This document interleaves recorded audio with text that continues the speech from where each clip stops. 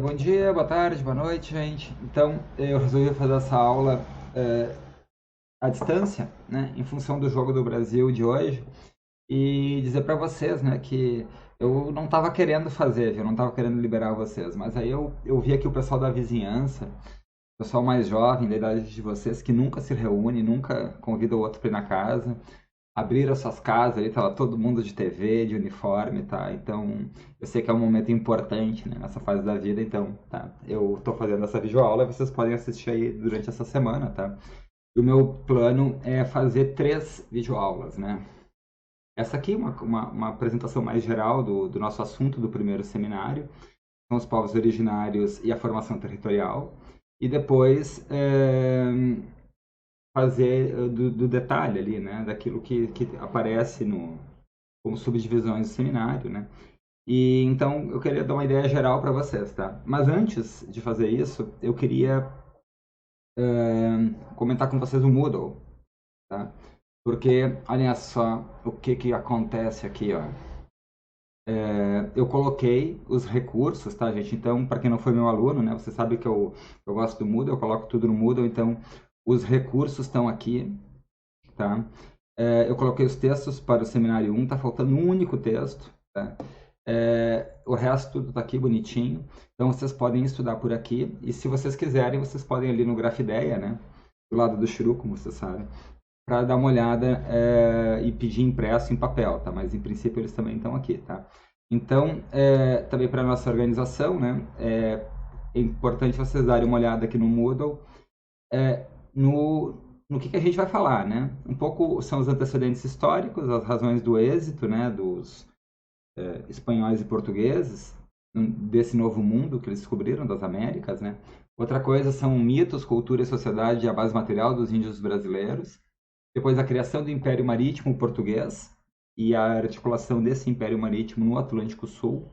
E depois as ideias mercantilistas, né, e o fracasso delas, aí já abordando então diretamente o nosso texto de leitura obrigatório, que é o texto de Formação Econômica do Brasil, do Celso Furtado.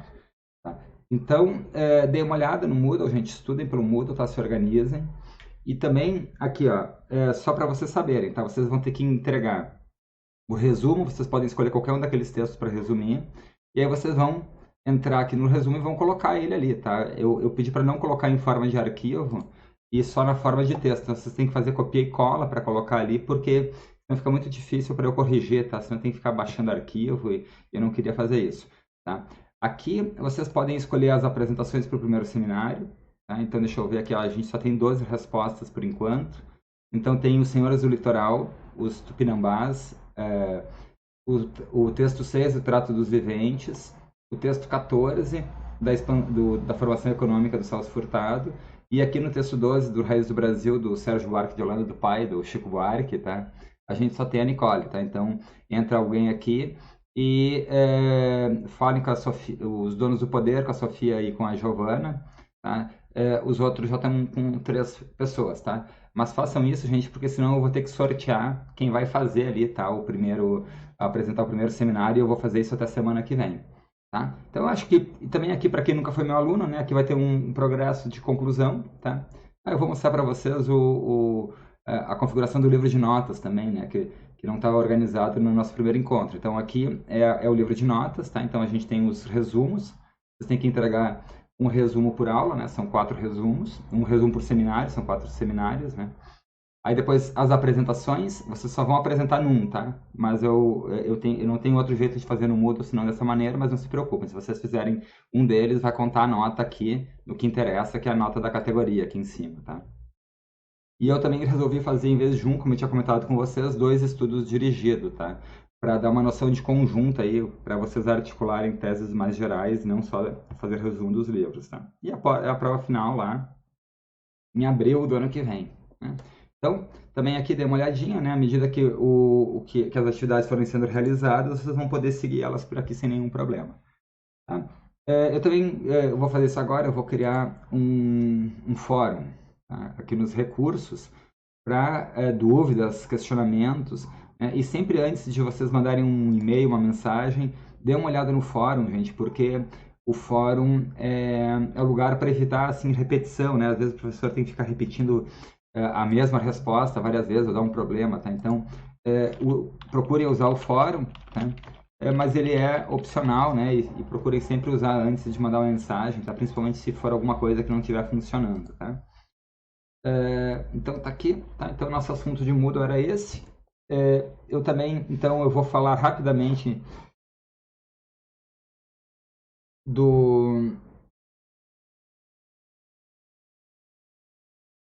uma outra coisa, né? Eu comecei falando na aula passada sobre o avanço, né, dos portugueses, do Império Marítimo Português, né, eles estão vindo aqui, né? Estão vindo aqui do Nordeste do Brasil e vão encontrar então essas duas faces aqui que vão fazer parte do Atlântico Sul da América, né? Essa face norte aqui que está exatamente virada, está voltada ali olhando para Portugal, e essa face sul aqui que está voltada, está virada para a África, né? Como eu já tive a oportunidade de comentar. Então, eu acho que esse mapa aqui, ele está no livro Cru e Cozido, tá? Que é um livro desses opcional que vocês têm para ler, tá? Ele é um livro, na verdade, de antropologia, e ele é muito interessante porque ele nos mostra, tá? Eu acho que tem várias coisas que daria para dar mais detalhe, né? Por exemplo, a ilha de Marajó, ela não está habitada, né? E a gente sabe que ela foi um grande centro, né, de população indígena na América pré-colombiana, então não está aqui, né? Enfim, tá? Mas vocês vejam, né, que existem várias camadas aqui, tá? Então, nessa primeira camada, vai ser um objeto de um texto ali do Mário Maestre, Os Senhores do Litoral, que é sobre os tupinambás e os tupiniquins. Tá? Depois, os caigangues e os cariris. Né? Os caigangues aqui tem, né, bastante etnia caigangue aqui no Rio Grande do Sul, no norte do estado. Né? Depois a gente tem os guaranis. Né? Vocês vejam que eles formam camadas. Né? Os guaranis, eles ocupam aqui o Rio Paraná, mas depois eles também ocupam aqui o São Francisco. Ó, eles fazem né, essa relação aqui do Brasil, né, do Nordeste com o Sul. E é interessante que, à medida que o tempo vai passando, né, que a colonização vai entrando, os primeiros colonizadores vão encontrar os tupinambás e os tupiniquins. Mas à medida que se vai entrando no continente, vão se encontrando outras etnias, né? Então, os guaranis aqui vão ser objeto da nossa história justamente por causa dos jesuítas, né, e das reduções guaranis. Enfim, né, depois eles vão ser escravizados, né, vão ser pelos paulistas, né, tá, nas bandeiras ali e no decreto do Pombal que determinou a ilegalidade, né, a expulsão dos jesuítas, tá? Então, os guaranis, que eram a grande mão de obra jesuíta, né, vão ser aqui exatamente, vocês veem, né, no avanço do continente, eles vão ser as próximas vítimas, né? Enfim, tá? E o Cru e o Cozido, né? Esse livro do Levi-Strauss, que é um estudo de antropologia, ele vai se concentrar aqui nos Bororo, tá? E vocês veem, eles estão aqui no que seria Mato Grosso do Sul, né? Uma região que na década de 70 ainda estava sendo conquistada, né? Hoje ela já está praticamente incorporada, né, aos grandes sistemas do homem branco, né, o agronegócio, mas naquele período ali ainda era o Mato Grosso, tá? Bom, o Levi-Strauss, então, né, a gente tem dois livros que tratam aqui desses povos originários, tá? O Mário Maestre, que vai tratar dos senhores do litoral, os tupinambás e os tupiniquins, que vão ser eles que vão receber os primeiros imigrantes. Depois a gente tem aqui os bororos, né, que vão demorar muito mais tempo para serem assimilados, né, para serem conhecidos mesmo pelos portugueses. Bom, então, isso aqui eu acho que era uma coisa que eu queria trazer para vocês, né? Também é interessante que o Levi-Strauss ele vai fazer uma teoria e vai tentar analisar e estudar, né, esses índios, e ele vai começar com um mito, né, um mito fundador dos Bororos, e é o mito fundador, né, essa maneira de pensar e enxergar o mundo que os mitos fazem, e fazem a organização da aldeia. Tá? Então aqui vocês vão ver que as aldeias indígenas em geral elas são em círculos, né? E o círculo aqui está dividido, né, na metade dos homens, na metade das mulheres, e aqui moram os casais da aldeia, tá? E no centro aqui tem a casa dos homens e a casa das mulheres, gente. Tá? E, bom, e o ponto aqui é dizer o seguinte, né? Que embora fosse uma civilização em outros moldes, né? Com outras raízes mitológicas, elas, do ponto de vista humano, elas são tão complexas quanto a sociedade do homem branco. Tá? Então, esse aqui acho que é o grande mérito, né, do Levi-Strauss, trazer aqui para a disciplina, né, um pouco dessa base material, mas também dessa base mitológica. Tá? Assim como o Mário Maestre vai trazer, então, ali dos Tupinambás. Tá? Nos Tupinambás, né, não tem muitas imagens. Deixa eu... Peraí. Não é isso. Não tem muitas imagens, né? Mas aqui já dá para ver um pouquinho uma diferença, né? Das aldeias Bororo para as aldeias Tupinambás, tá? Tupiniquins aqui, eu acho. Eu não consegui achar a fonte aqui, mas é uma das duas, né? E o que está acontecendo ali no centro da cena é um sacrifício humano, tá? E também os Tupinambás faziam, né? Eles faziam... faziam... farofa, tá? Dos índios vencidos ali, né? E comiam como comemoração a uma vitória na guerra, né? Então, sim, eles eram canibais, tá? E isso é uma das coisas que vai chocar os europeus quando chegam no Brasil, né? Os ritos sacrificiais dos Tupinambás. Tá? Mas aqui, né, já é possível ver uma outra estrutura social dos índios, né? Não só por conta do sacrifício, que ali, até onde eu li do Levi-Strauss, não acontece nas aldeias Bororo, mas aqui nos Tupinambás eles acontecem, e a formação da aldeia ela é diferente, né? Vocês veem que ela tem uma parte aqui de palha que parece uns pavilhões, né? E a paliçada ela é muito mais uma paliçada protetora, né? Contra a guerra, tá? Porque os índios Tupinambás e Tupiniquins viviam em guerra, então eles eram um povo guerreiro, né? E o sacrifício humano fazia parte, então, da vitória na guerra, tá? Bom, então essas são essas imagens que eu queria mostrar para vocês, tá? Também dizer, né, que tem um outro livro que vocês vão ter que dar uma olhada ali, que é O Povo Brasileiro, do Darcy Ribeiro, tá? É o capítulo sobre o cunhadismo. O cunhadismo, diz o Darcy Ribeiro, ele é uma das principais instituições sociais do povo brasileiro, tá? Deixa eu botar ele aqui para vocês, tá? Peraí. Então, tá aqui o povo brasileiro, né?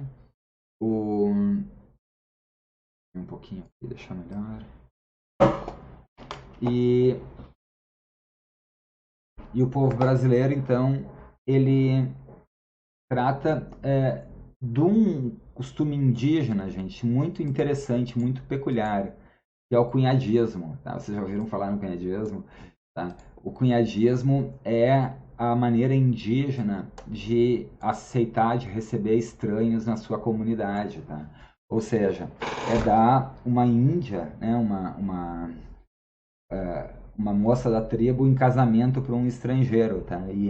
E aí vai ter o cunhado, tá? E o cunhado, diz o Darcy Ribeiro, ele é central, né? Ele é uma instituição indígena, né?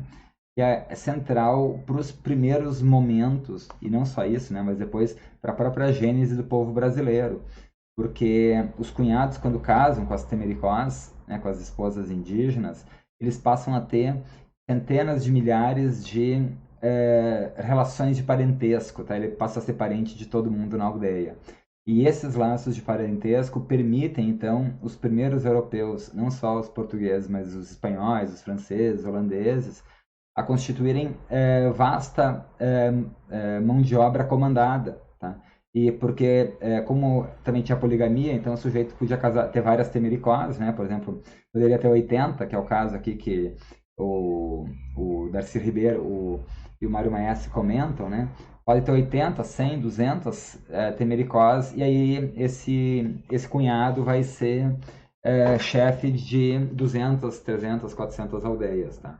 Então, também é interessante, né, esse amálgama do Darcy Ribeiro traz do povo brasileiro, né, que também é uma característica que chama a atenção nesses primeiros momentos da colonização, é que a colonização portuguesa se faz sem orgulho de raça, né? Ou seja, É claro que no Brasil isso é potencializado pelos índios, né, pelo cunhadismo, né, mas os portugueses tendem a casar com as locais, né, e, portanto, a se miscigenarem, gente. Então, desde os primeiros momentos que o europeu pisou na América, né, no Brasil, passa a ter um violento processo de miscigenação racial entre os indígenas e os portugueses.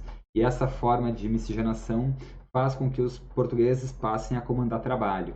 Tá? Enfim, tá? Esse é o texto aqui, o primeiro momento ali, né, que eu tinha comentado com vocês, os textos para o primeiro seminário, né? E esse é o primeiro momento ali, tá? Deixa eu mostrar aqui para vocês, tá? Vocês veem, ó, tem ali os povos originários, né? Então, é o Curuí Cozido, que é dos Bororos, tá? Recomendo que vocês leiam pelo menos o mito fundador ali, eu acho que é interessante para a cultura geral. Os Senhores do Litoral, que falam, né, dão uma ideia de como é que viviam os tupinambás na costa brasileira, e como é que foi essa chegada, né? Como é que eles se organizavam, o que eles comiam, etc e tal. Como é que foi essa chegada dos portugueses. E depois o povo brasileiro, tá? O cunhagismo, tá? Um conceito central para a gente entender o Brasil, né? O Darcy Ribeiro é é o fundador da UNB, né? E um dos grandes intérpretes do Brasil, tá? Então, leiam o povo brasileiro, ele é muito interessante. E essa tese do cunhadismo coaduna, né? Com esse momento inicial da chegada dos povos, dos portugueses e o que eles encontraram nas Américas, tá? Então, agora é isso. Daqui a pouco mais eu vou estar fazendo um vídeo sobre o capitalismo de Estado, né? Que vai então focar no Império Português, né? E vai focar então nas origens e consequências para esses primeiros momentos. Depois a gente vai falar do sentido econômico da grande descoberta portuguesa para os trópicos, né? Para ganhar dinheiro nos trópicos, sem ser bulionista, né? Que é cultivar o solo, mas para isso vai ser necessário resolver o problema da mão de obra, tá? Que é uma grande questão que o Celso Furtado trabalha aí ao longo do seu livro. Tá? Então ficamos por aqui, até breve.